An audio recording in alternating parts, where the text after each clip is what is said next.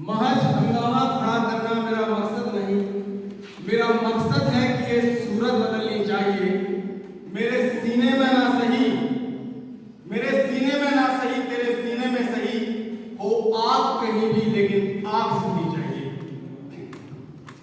आज हम गणतंत्र दिवस का 75वां वर्ष मनाने जा रहे हैं। हमारा संविधान 26 जनवरी 1950 को इस देश में लागू हुआ था। उसी के अनुसार हम अपनी डेमोक्रेसी को निरंतर आगे बढ़ा रहे हैं। आज हम यहाँ पर इस प्रांगण में उपस्थित हुए हैं इसको मनाने के लिए, समझने के लिए और क्या है इसे बताने के लिए। सर्वप्रथम परम श्रद्धेय प्राचार्य महोदय, अखंड ज्ञान की ज्योति को प्रज्वलित करने वाले समस्त उपस्थित प्रवक्तागण एवं मेरे समस्त साथी प्रशिक्षु,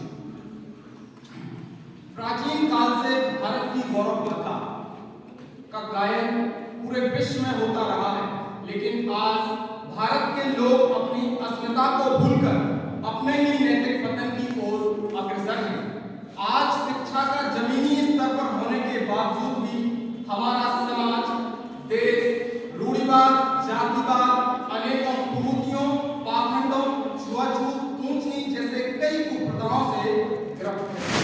देश की आजादी और आजादी का यह महोत्सव, आज समस्त राष्ट्रीय त्योहार हमें यह याद दिलाते हैं कि हम इसे कैसे पाया, कैसे हमारे लाखों स्वतंत्रता सेनानियों ने अपने प्राणों की आहुति देकर हिंदुस्तान को आजाद करवाया।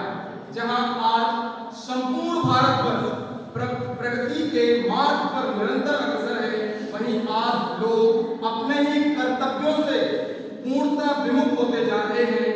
मैं कहना चाहूंगा, उठो जवान देश की वसुंधरा पुकार दी, उठो जवान देश की वसुंधरा पुकार दी। ये देश है पुकारता, पुकारती मां भारती। ये देश है पुकारता, पुकारती मां भारती।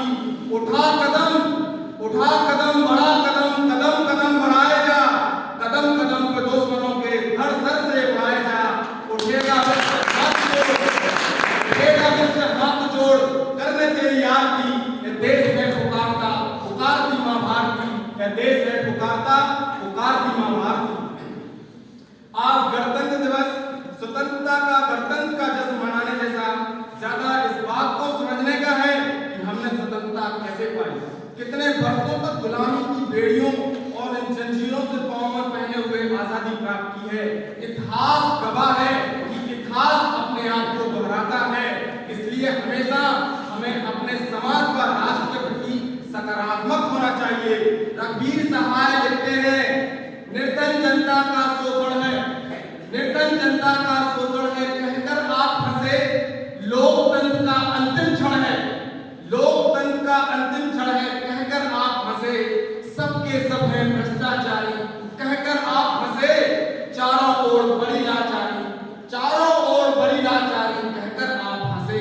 वहीं देश को अपने प्राणों का बलिदान देने वाले अशफाक उल्लाह खान लिखते हैं कि जाऊंगा खाली हाथ मगर, जाऊंगा खाली हाथ मगर, ये दर्द साथ ही जाएगा। जाने किस दिन हिंदुस्तान आजाद वतन कहलाएगा। बिस्मिल हूँ हिंदू कहते हैं, फिर आऊंगा, फिर आऊंगा, फिर आकर ये भारत माँ, फिर आकर ये भारत माँ तुझको आजाद कराऊंगा। जी करता है मैं भी कह दूं, जी करता है मैं भी कह दूं, पर मजहब में बन जाता हूँ, पर मजहब में बन जाता हूँ। मैं मुसलमान हूँ, पुनर्जन्म की बात नहीं कह पाता हूँ। हाँ, खुदा मिल गया कहीं अगर तो अपनी झोली फैला दूंगा और एक पुनर्जन्म के बदले ही, और जन्नत के बदले ही एक पुनर्जन्म ही मांगूंगा, एक पुनर्जन्म ही मांगूंगा।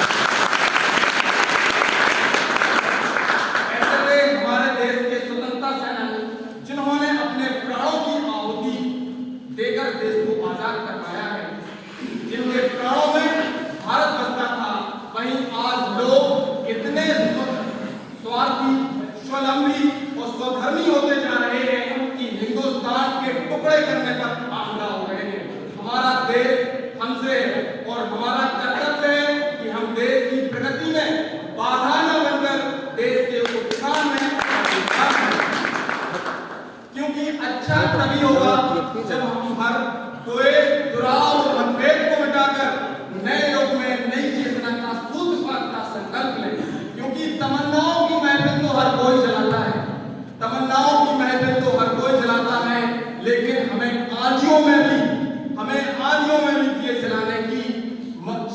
विकसित करना होगा। कहते हैं कि लाखों किलोमीटर की यात्रा भी एक कदम से शुरू होती है, तो कदम बढ़ाइए देश के उत्थान में, प्रगति में, संस्कृति और मानवता के संरक्षण करने के लिए।